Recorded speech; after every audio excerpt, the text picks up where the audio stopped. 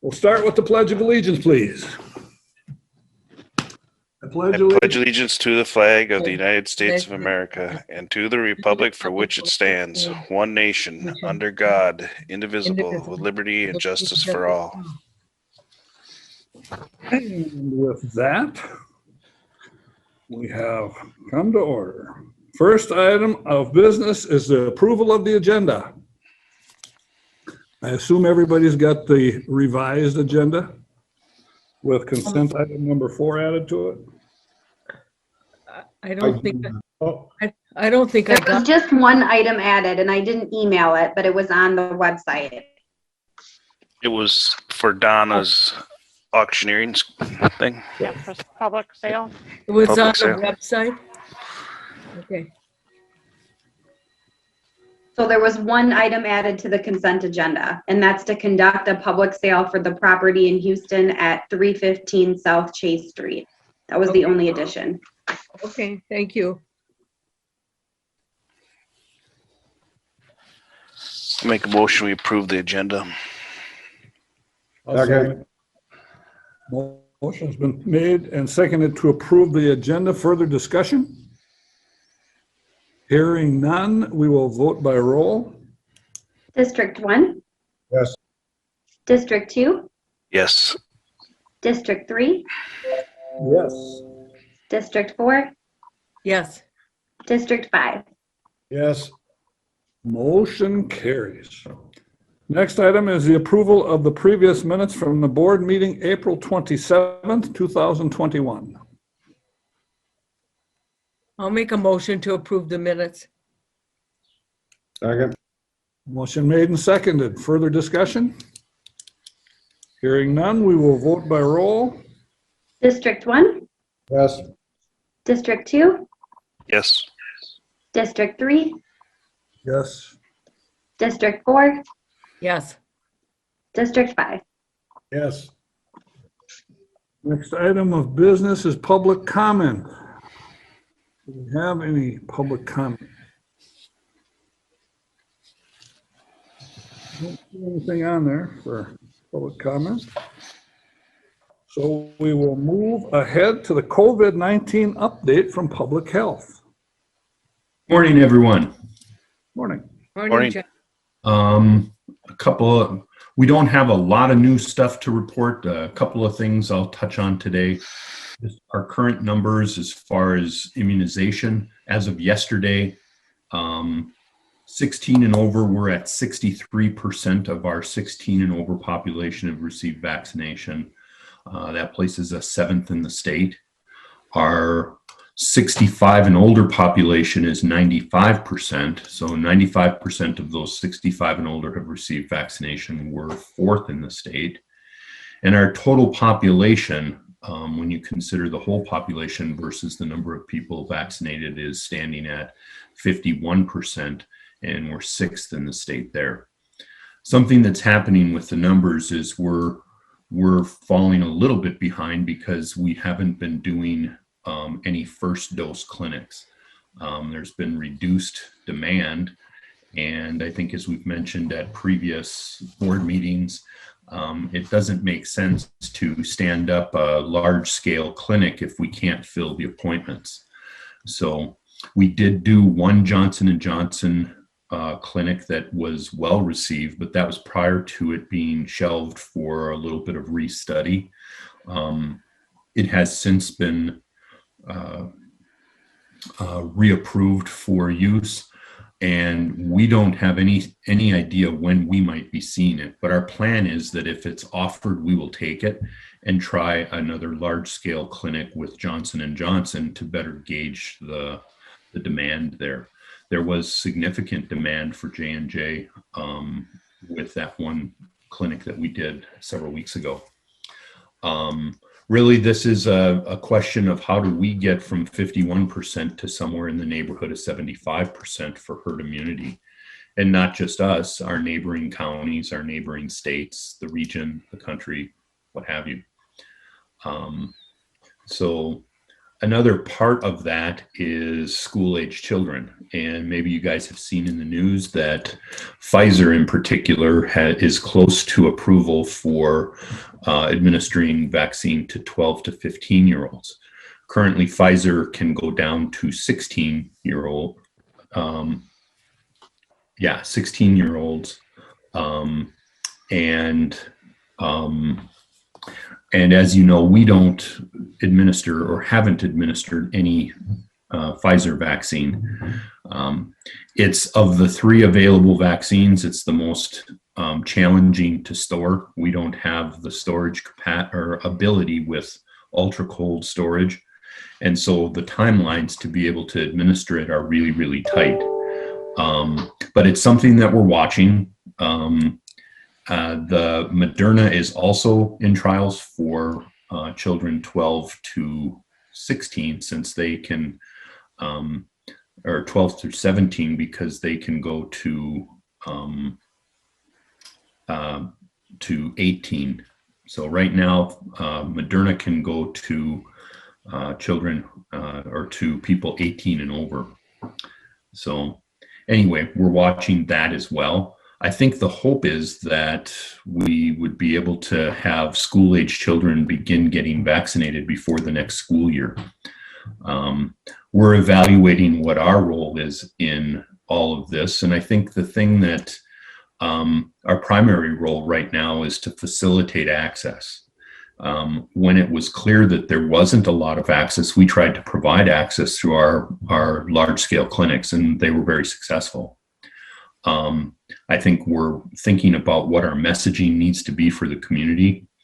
And right now, it's really encouraging people to seek the advice of their primary healthcare provider as it relates to getting a vaccine. Primary healthcare providers do have those vaccines available for people for the Pfizer, the Moderna, and now as Johnson & Johnson has restarted. When it gets to school-age children, we obviously are going to pay close attention to our partners in the schools, not just the school districts, but also private parochial schools in the county. And, you know, wherever we can provide assistance, we will. And so it's hard to flesh that out when we don't have a good idea of what vaccine may be available and what options are available. So really, we want to facilitate access to vaccine, and we want to work with our partners in primary healthcare and also school districts. I think, you know, we haven't seen a significant increase in our percentages over the last week or so, and I think that indicates that we've reached a point where we're either getting to a part in our population that isn't currently able to get vaccines, being the younger aged, or people who are resistant. And so as it relates to those who are resistant to vaccines, we really think probably the best thing is for primary healthcare, people's doctors, to be able to kind of have those conversations with folks. But for herd immunity, we've got a ways to go. And so that's kind of where we're at. Any questions? Yes, Teresa. You're muted, Teresa. Right. Did people get the second dose? Yeah. Or So did you have a problem with that too? we've not seen a lot of people decline a second dose. There's been a handful. And to be clear, we've suspended our first dose clinics at Right. the But you're continuing the second, yeah. we are continuing. We've got 2 more second dose clinics, pretty large scale second dose clinics that are still planned. In fact, last week we did 470 some second dose. Good. So it's kind of the tail end of those large clinics that now 4 weeks, 28 days hence, we're doing the second dose clinics. We have that supply, and we will definitely complete those. Good, thank you. So I'm just curious now, do we have any in the county that can come to the office and get shot if walk-in, I guess is the term I should be using? The challenge with walk-in, we'd love to do walk-in or even bring our show on the road.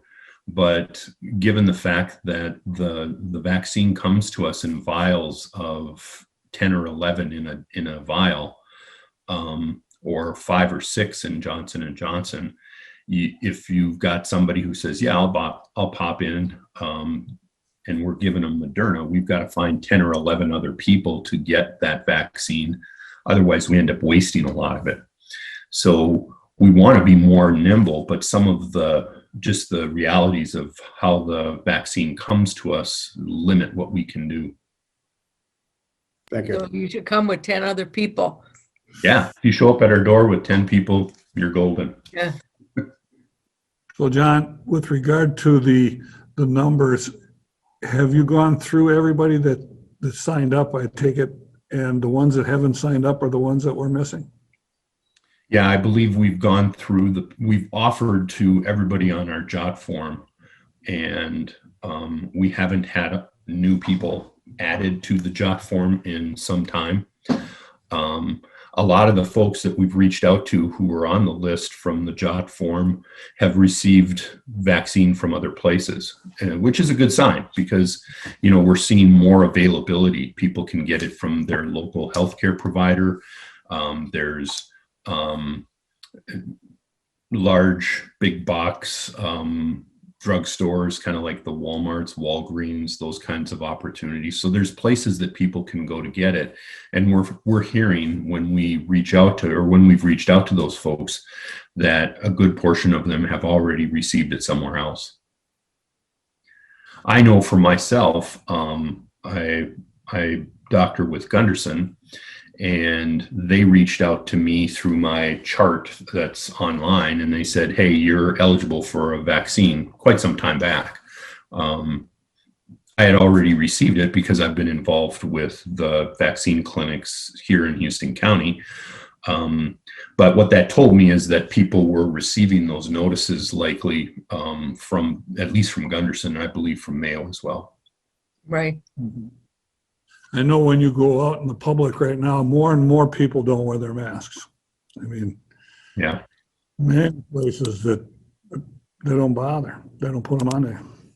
Mm-hmm. Lots of places. And I think that's our stance still is that, without herd immunity, we don't know who's been vaccinated and who hasn't. And what's the number for herd immunity, John? Sorry. I've heard anything from 70 to 85%. So kind of what I've been saying is when we get to about 75%, I think we can say we're getting there. And there's disagreement on what herd immunity exactly is. I've been reading where it's an unachievable goal. Well, some would say that if there's enough resistance to vaccine, we're not going to get there. So what does that exactly mean then, John, if we don't get there? Well, first of all, I'd say that my hope is that there's a significant part of our population that are school-aged that would be eager to get the vaccine so that they can have some sort of normal school experience, and that there would be a good number of parents who would be interested in that. I'm also hopeful that just because we've seen a reduction in demand doesn't mean that they're all strongly opposed. They may be, on the fence, so to speak. Is that going to be enough to get us into that 70 to 75%? I don't know. I guess I would say counties like ours, where we've had a good start, are in a better position to get there than others. What does it mean if we don't reach herd immunity is the virus still has potential hosts. And, if you picture, I've used this analogy a lot, a box that has a whole bunch of balls in it, and the more balls you take out of it, the harder it is for those balls to bump into each other. And so that's what vaccine does, is it takes balls out of the box and makes it harder for the vaccine to connect between those individuals. the vaccine or the virus can only last so long in between hosts. And so if you get enough distance and time between people who are not vaccinated, the virus can't make it. And so that's how herd immunity works. I guess I'd also say that it's important for us to note that there are some people in our community who can't get a vaccine, whether they're eligible by age or whatever. They have certain health conditions. They're receiving chemotherapy. They have autoimmune disease. They have certain, serious underlying conditions. And those are people that are all the way from very young, just born, to very elderly, people who cannot get the vaccine. And so those who say, well, what's in it for me? I think what's in it for you is to be a neighbor and be aware of those who are more vulnerable than you and can't get the vaccine. What herd immunity does is gets us to be able to protect them. If we don't get there, I guess then it's a lot more of our other mitigation efforts that have been difficult and, as Bob notes, increasingly less followed. And I think probably what you see then is a continued kind of up and down in our numbers of cases, because unless people follow those other mitigations. As you know, that our emergency declaration we haven't reviewed that in quite some time. But in that declaration, it states if you can work from home, you need to do so, and this and that. I mean, in your professional opinion, when is a good time that we could say get people coming back into the office, and opening things up as far as the county is concerned? I know that's a tough thing, but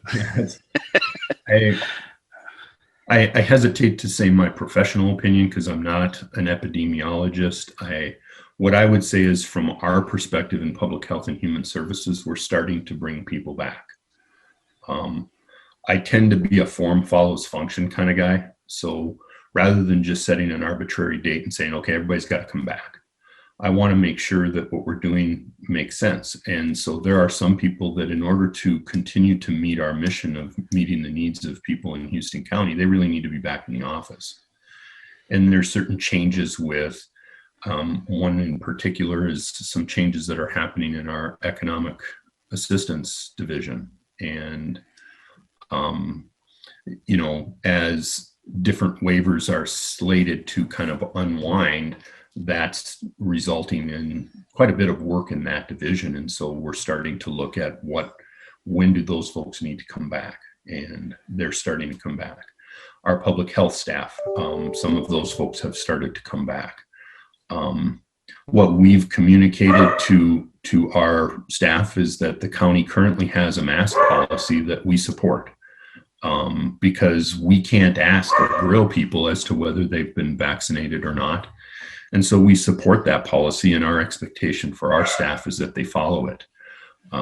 That being, when you're in county buildings, you mask up unless you're in your own workspace. And if somebody joins you in your workspace, then you mask up. And then also the other factors of, distancing, being mindful of distancing and frequent hand washing, all of those things. I don't know, kind of a roundabout answer to your question, Commissioner Johnson. I guess by what we're doing, I'd say that I think now is the time that we're starting to bring people back in. But I don't know that I'd recommend that you pick a date and everybody needs to be back by then. Okay. So just in a theory, let's say everybody was vaccinated. Could we go maskless then? Yeah. Okay. I don't know why we wouldn't. Okay. Right now, the CDC is saying that if you are with groups of people who are vaccinated, you can be unmasked. Our problem is in public, you don't know who is and isn't. And for us in the work we do, we can't ask. And so. Okay.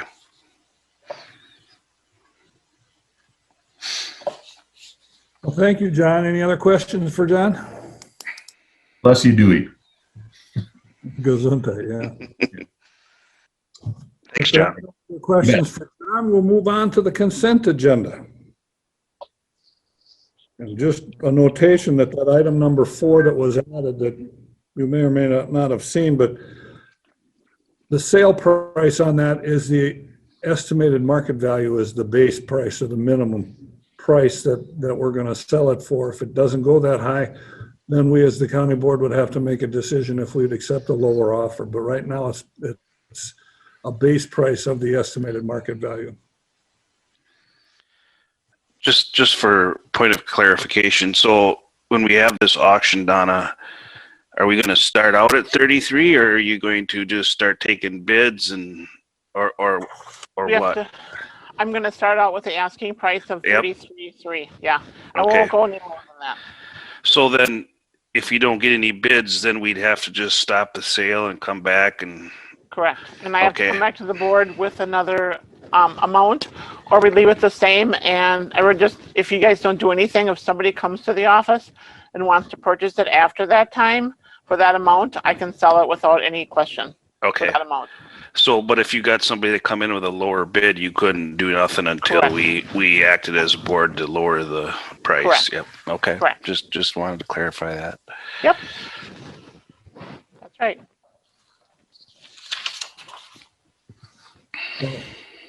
Any other discussion on the consent, or is there a motion to approve? I have a question on number 3, accounting technician. Is that to cover where Tammy's coming from?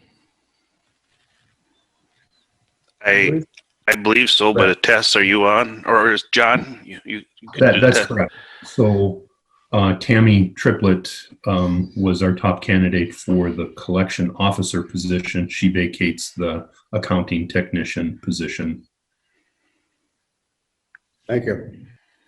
And I sent out something to the board kind of by highlighting what our plans are and how we're going forward with that.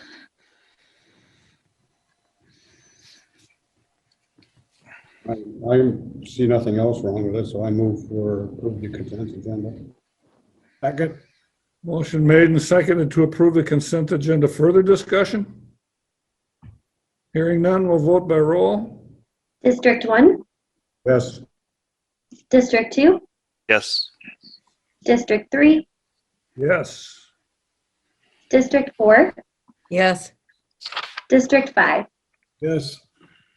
All right, consent agenda is approved. Next items are the action items. First is the consideration of the approving change order request 5, 6, 7, and 8 for the Highway Department building. Brian? Yes, good morning, Commissioners. So these change requests are for a few different issues. Change request number 5 is dealing with purchasing a shed and having access to the land adjacent to the highway shop on Mike Rogish's parcel. This has the full cost for the shed. Some of that cost will be reimbursed back through Mike Rogish, the landowner. So that's what this is.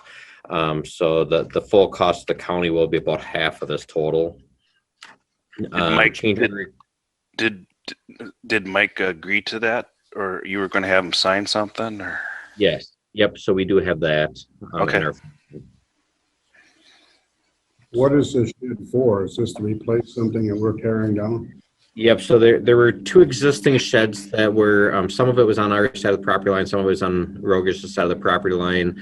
There was a garden area that was in that area that there was some discussion on allowing that landowner to keep that garden on the county's side. What this is for is those 2 sheds have been demolished. This would be to replace those sheds. We're going to put some fill in that area, raise it up. It's going to help keep some more material in the site. The garden area is going to be moved a little bit. Ultimately, it's a good solution for both the landowner and the county. But there is a little bit of cost associated on the county side. Part of this, we can keep a little bit more material on our site, get a better slope to connect our property to Rogish's property. So there's mutual benefits on this. So, overall cost, this is a cost here, but I think it's actually going to probably save us more on the back end by not having to haul material away. What was the reason for Weezer tacking on a little bit there? Your contract allows for 10% for any change order.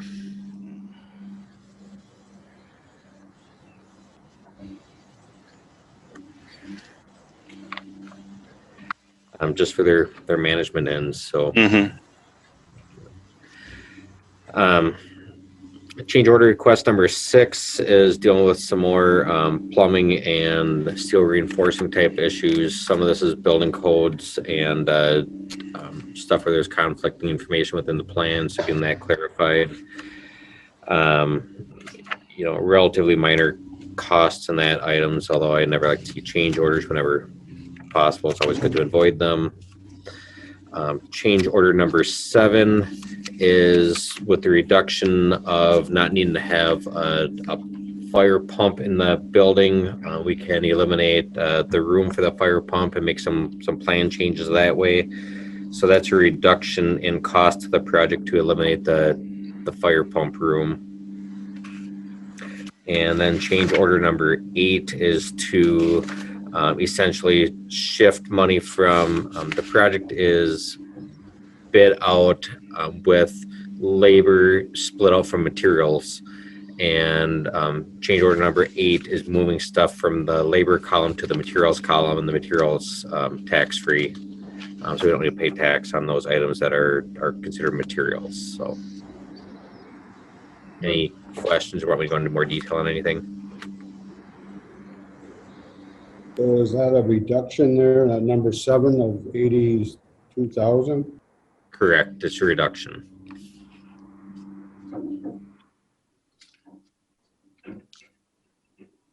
That helps offset the additions. Yes, so, net with all of these change orders, along with Rogish's payment to the county, it'll have a reduction of about $1,000 to the county. Just out of curiosity, with regard to the Rogish deal, how come Weezer was involved with that? The Rogish deal was when we acquired the property. Why didn't we just handle that ourselves? We still need to get it here in coordination, and I guess we could have ran it through the county. It is a project cost, I guess. We could have done it either way.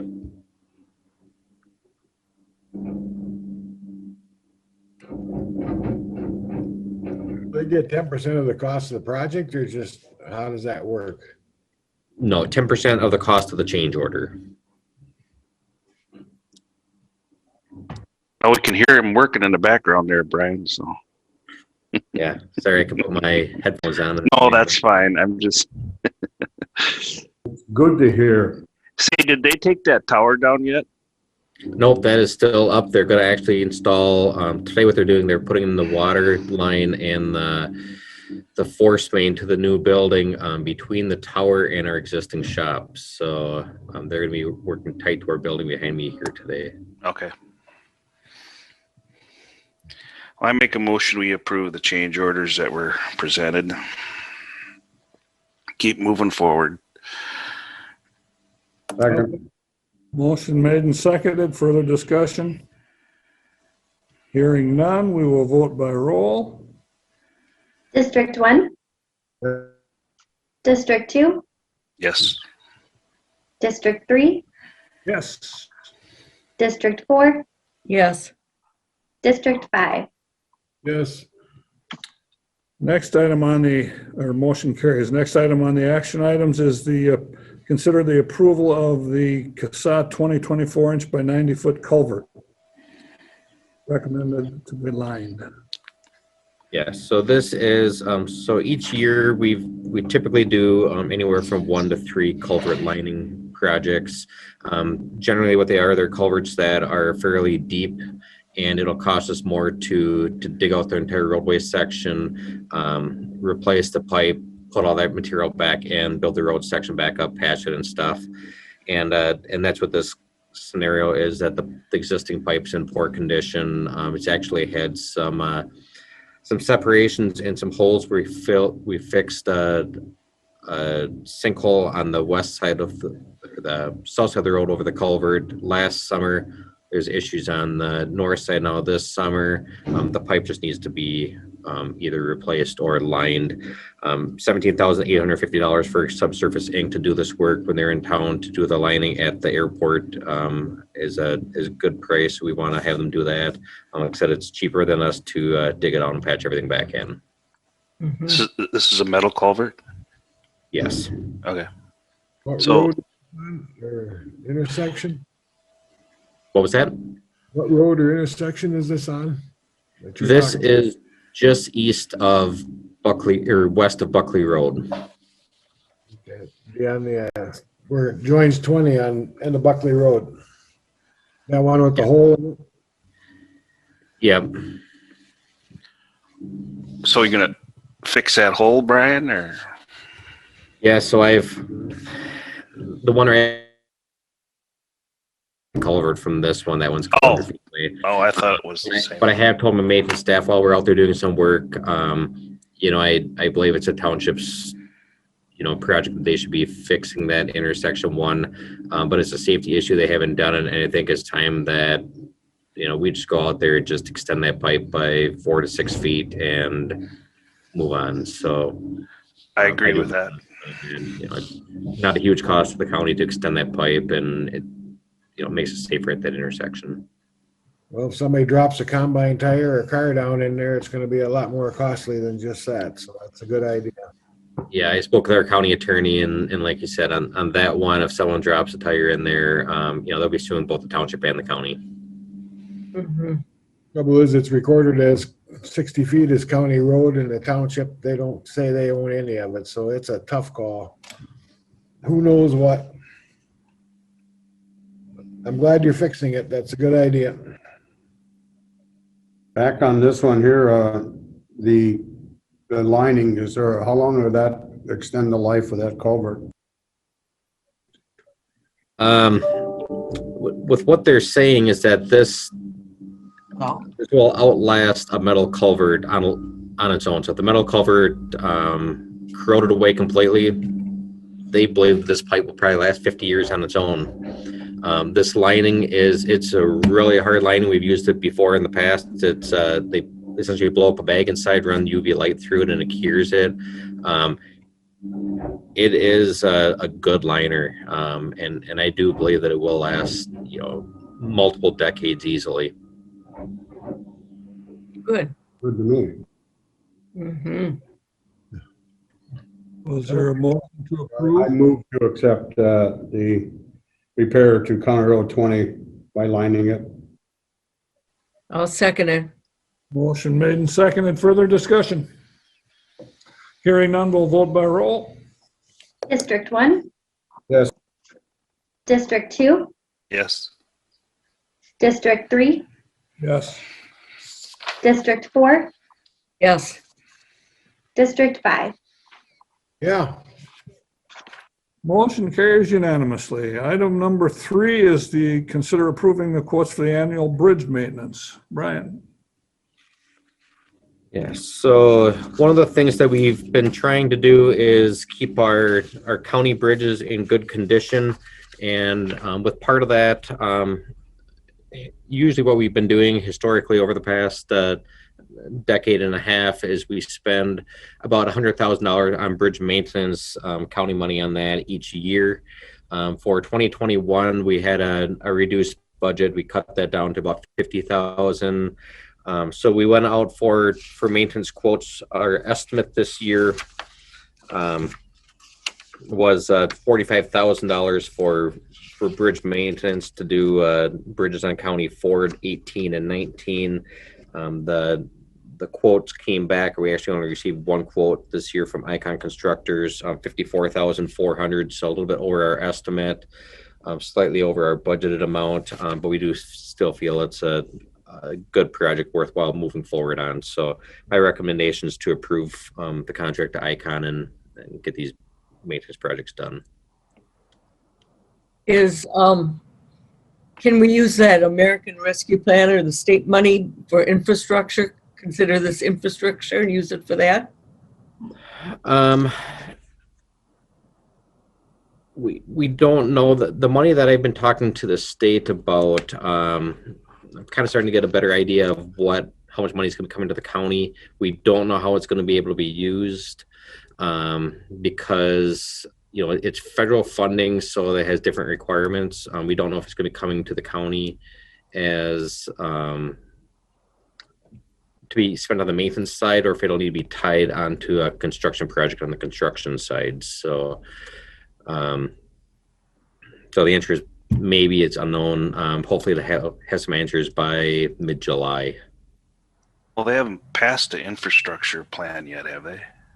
I don't believe. Well, there was there's some money that is coming through the second round of, I can't remember what the exact acronym is, 5-6 letters long, COVID relief money that does have some infrastructure money in it. The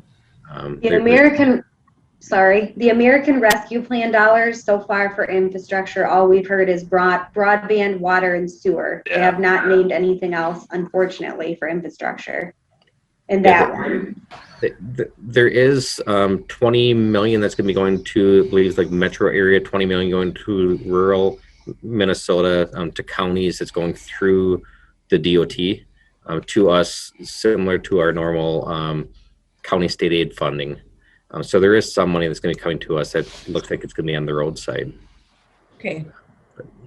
But so that could be different than the funding that you've been hearing on the other infrastructure, because there is some water, sewer, broadband type stuff too. And they have not completed writing all the regulations and what you can use it for, so that could change also.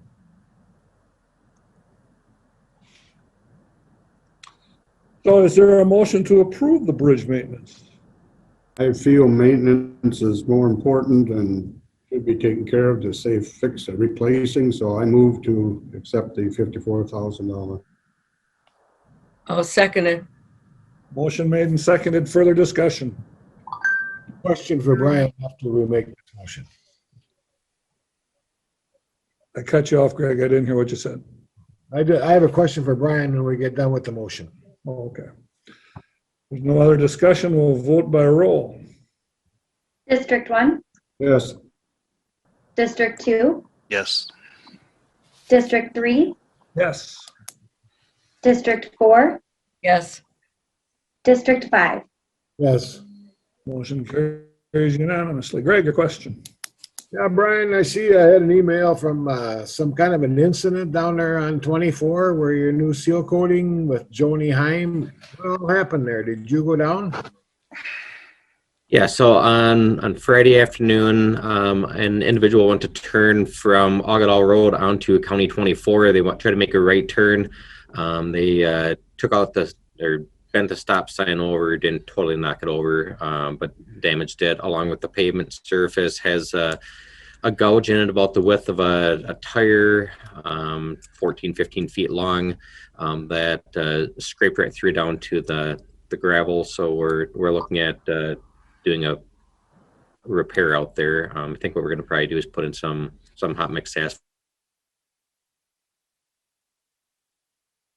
Some pictures, got the landowners or the driver's information, so we'll work through that like any other insurance claim. I was just kind of curious to see what happened. She's quite a lady to deal with, so. Yeah, it wasn't that individual involved. It was someone else that caused the damage out there. Unfortunately, it seems like almost every year, whichever roadway we pave or we make an improvement on, that's the roadway that gets damaged. So we'll deal with it. And They're pretty proud of that road, so. All righty. So Brian, have you heard anything back on those grant applications for townships, or that won't be for a while, or? yeah, so it's probably another month and a half before we hear the official results on the release. I have spoke with various entities at the state trying to get an update on the status. All I know at this point is that some districts have had a lot of really good township projects submitted. Other districts are a little bit weaker on the township projects. At that point, they had not reviewed District 6 to know, how competitive it is with the projects that were submitted in our county. I shouldn't just say township and small city Yeah, projects. yeah. But ultimately, the results we probably won't know for another month and a half. And they are not giving any clue or any insight as far as, how things are really looking. So that money we were talking about before from the, Allison, I forget the name of that. It wasn't CARES Act, but the American Build Back or whatever. Anyway, would they be converting some of that money to that fund or not? It'd be a separate. nope, that would be separate. Okay. The state is looking at potentially adding another $1 million toward local road improvement type. Yep. Local road improvement program funding. So there could be a little bit additional state money going to that program. How that would take place, what would happen as far as how that would get funded, I don't know yet. But Okay. $1 million wouldn't be, ain't going to be a lot there to increase your chances, but Eric, your question was about the LRIP money then, right? Yep. The grant application. yep. So as soon as I find anything out on that front, I will let you guys know. Thank you. Then we'll move on to action item number 4. Consider approving the host county contract for mobile crisis response. John. Hello again. So we've historically had a relationship with Olmsted County for adult mental health through the CREST initiative. That covers a variety of different things, including a grant that we have with multiple counties in southeast Minnesota for mobile crisis response. Over the last few years, each of those counties have also added additional dollars to help support that operation and also leverage additional dollars for the crisis center that's just about to open in Rochester. With the opening of that crisis center, Olmsted County is contracting with an organization called Nexus to operate the program there. And our plan all along was that we could consolidate some of the effort around mobile crisis with whoever was going to be operating the crisis center. That's the case. And so up until this year, we've worked, or the CREST initiative in Olmsted County has worked through Zumbro Valley Mental Health for these crisis response throughout the region. With Nexus coming on board, we decided to establish a 3-hub system. So there's Zumbro, Southeast Mental Health Center, and Hiawatha Valley. In order for Hiawatha to bill MA for the services they provide for us and others on the east side of the region, they need to have a host county contract with counties. So this is enabling them to do that. There isn't any additional dollars that are required from the county. It just gives our vendor, Hiawatha Valley, the ability to bill MA for those services.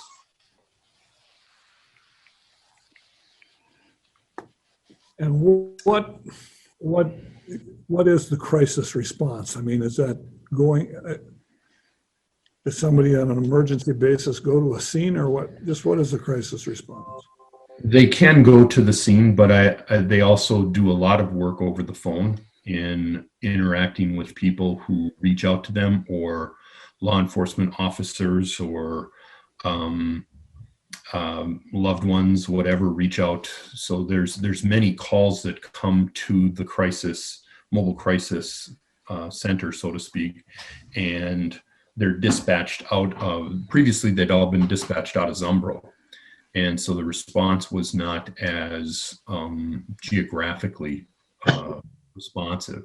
So we really think that it's better to have these 3 hubs, with Nexus kind of being the quarterback, so to speak. But it can be a variety of things. Sometimes they send out a person or a few people Sometimes it's phone support, what have you. So with regard to mental health crisis situations, I mean, you know, they talk about having somebody go in lieu of the police to handle a mental health situation. Is that this type of a scenario?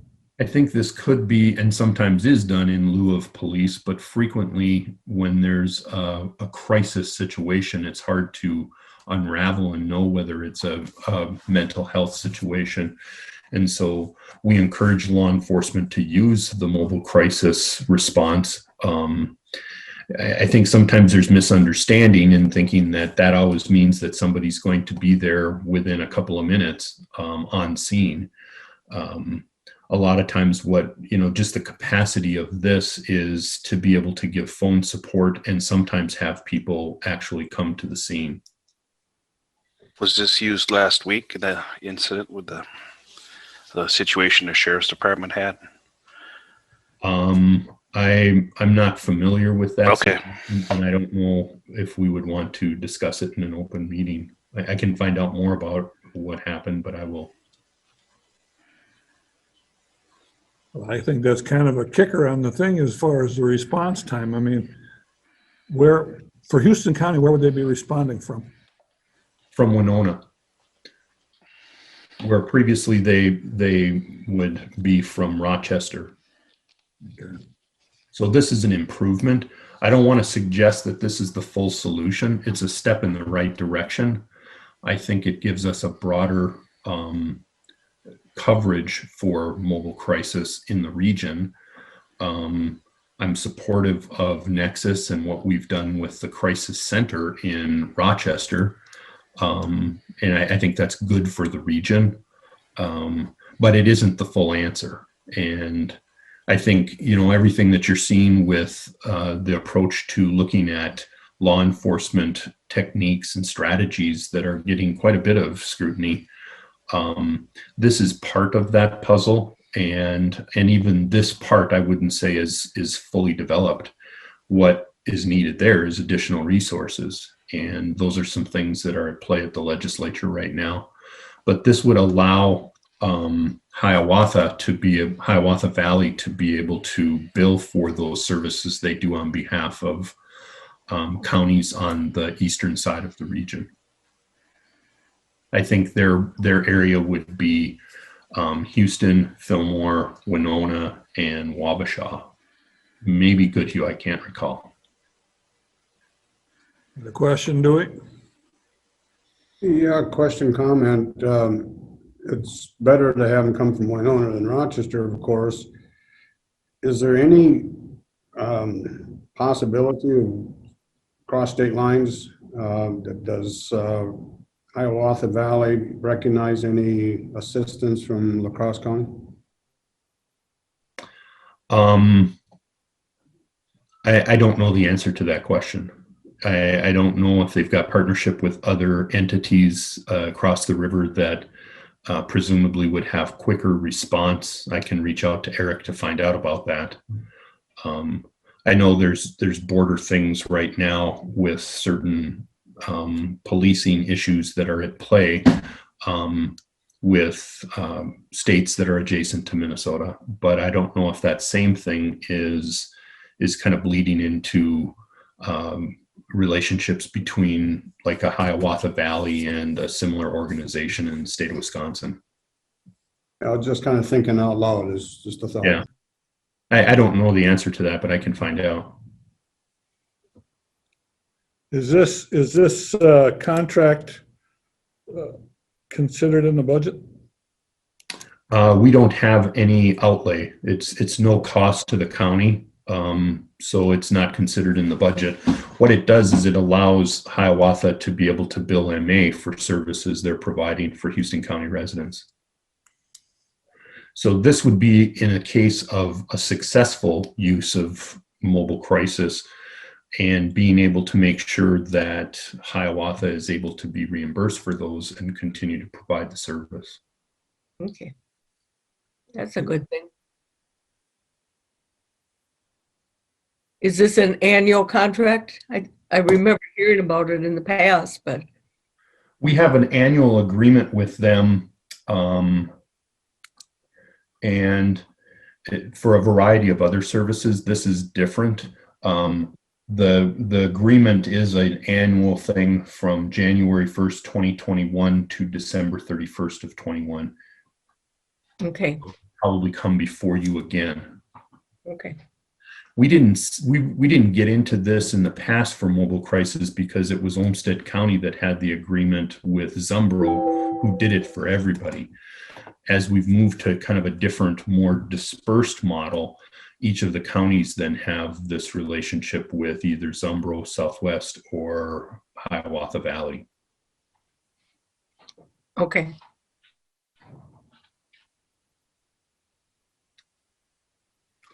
So, I'll make a motion to approve the host county contract with Mobile Crisis.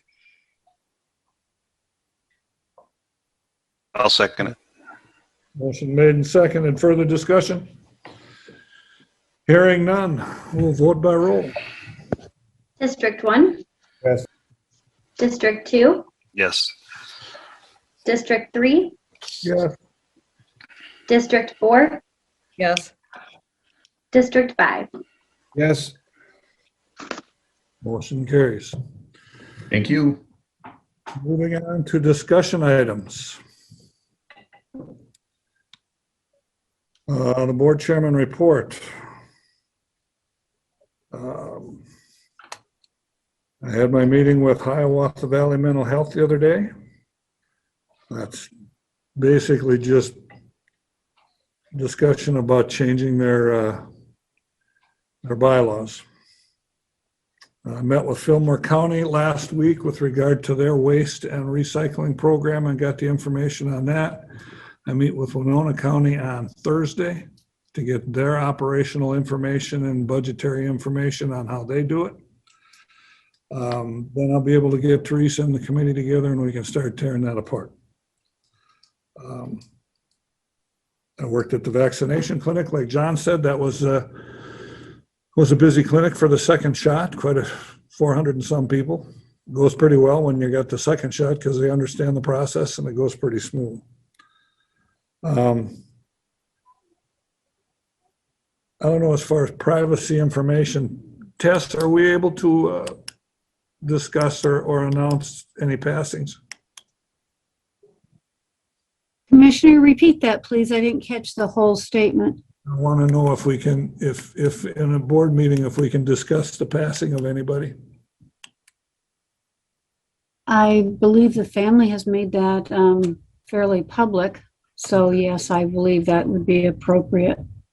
'Cause In fact, I would recommend a moment of silence on behalf of the individual you're going to be talking about here. And I would recommend that we have a moment of silence for the passing of Sue Schwabach, our county recorder, yesterday.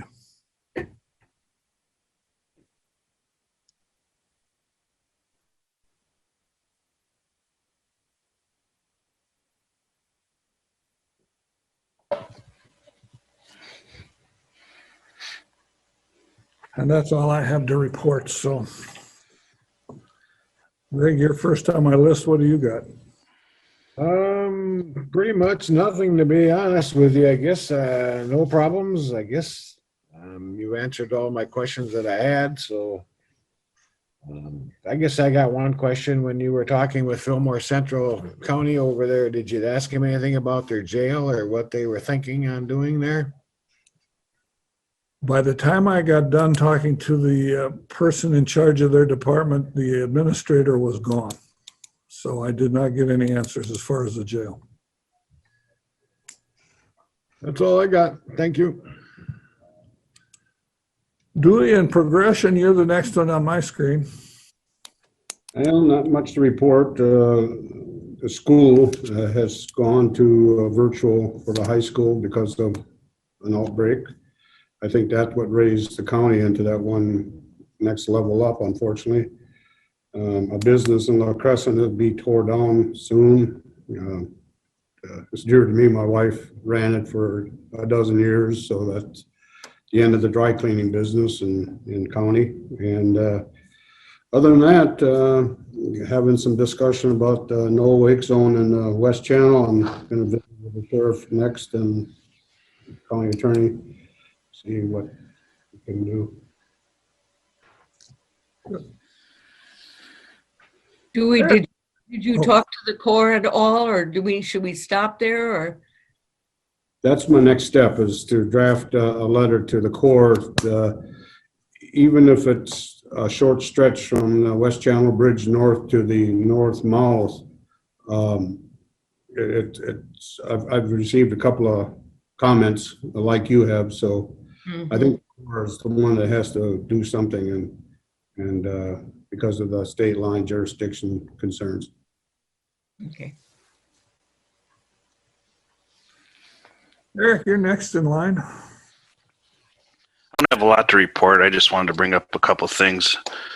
I think at our next workshop, we should look and review the emergency declaration and the status of that. That was done way back in March. And Was it March of this year, Eric?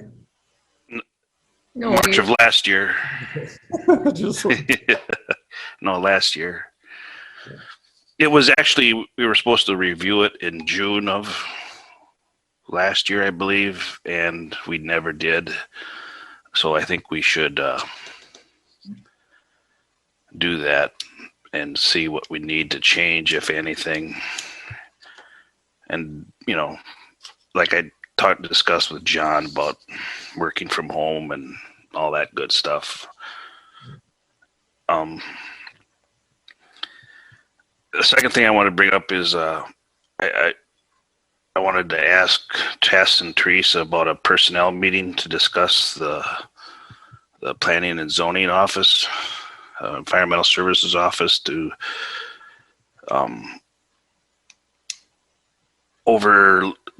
give that a look over and see how things are coming. I've had some communications of some concerns about what's going down, and I don't have any updates from Tess on what's happening there. So I was wondering if we should have a meeting to discuss all this, or. I'm actually going to be out of town from Wednesday till Monday Okay. this week, but Well, we should probably try to do something sooner rather than later, but okay. You're muted. Muted, Tess? You're still muted, Tess. Sorry.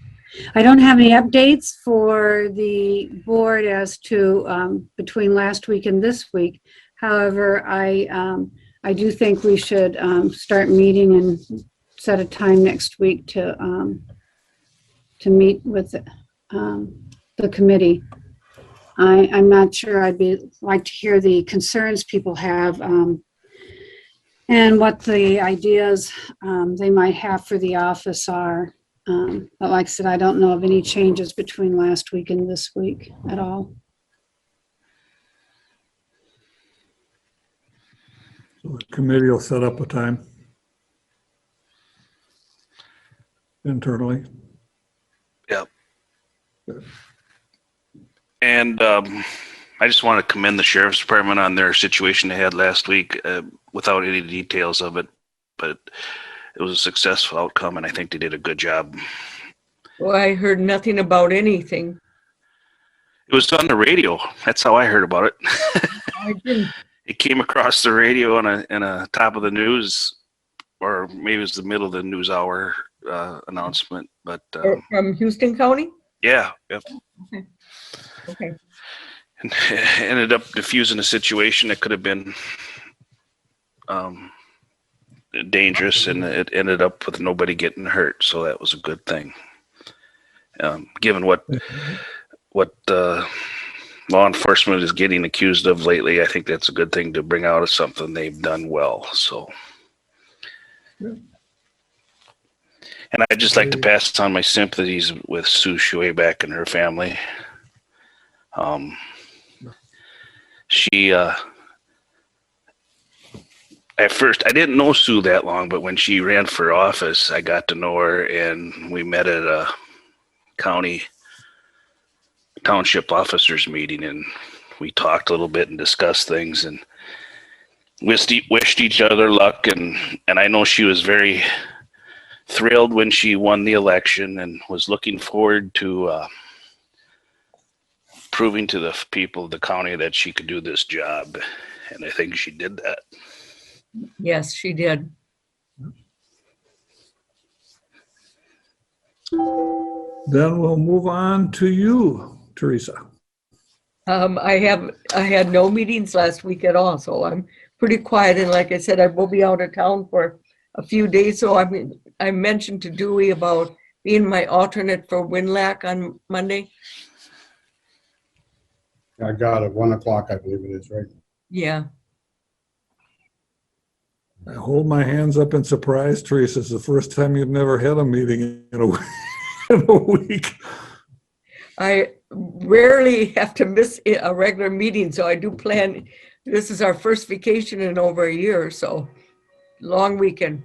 You're due. You're due. I just got one more comment. I probably ain't gonna be at the meeting next week. I have a fusion at Gunderson I have to go in for. If I can get my computer to work, I'll maybe take the meeting in. I don't know how it's gonna work yet, but since I won't make no meeting. Okay. Good luck with that. Good luck with that. It's that new drug out of Orbison that they call. I've been on it for 3 years. It's $80,000 for that drug. Oofta. Each time my insurance pays $58,000 each time, so Oh, that's only 2 times a year. That's right. Anybody on the board got anything else? Otherwise, we'll throw it open to public comment if anybody from the public has a comment. I will mention that they're working on the rewiring, by the way, as far as in the commissioner's room. So maybe latter part of June, we can consider getting back together again. good. I was wondering when it would be ready. I thought we were aiming for the 1st of June. It's possible, but not where I'm sitting. But I don't hear any public comment, so I guess we'd entertain another motion. I'll make a motion to adjourn. Motion made and seconded. Further discussion? Hearing none, we'll vote by roll. District 1, Yes. District 2, Yes. District 3, Yes. District 4, Yes. District 5. Yes. We are adjourned.